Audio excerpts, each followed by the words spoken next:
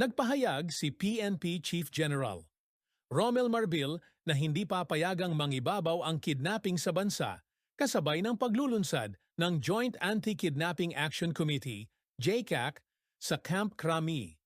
Ayon kay Marbil, ang krimeng ito ay hindi lang sanhi ng kasakiman kundi ng takot, kaya't pinipili ng PNP ang tapang, pagtutulungan at kaligtasan ng mamamayan. Layunin ng JCAC na palakasin ang intelihensya, pabilisin ang aksyon at tugon, at masigurong matibay ang mga kaso laban sa mga kidnapper. Ipinunto ni Marbil ang hamon sa pagsubaybay gamit ang CCTV at cryptocurrency. Pinamumunuan ni Lieutenant General Edgar Allan Ocubo ang committee.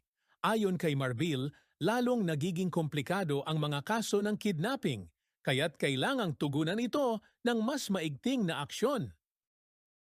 Salamat sa panonood. Huwag kalimutang i-like, i-share at mag-follow.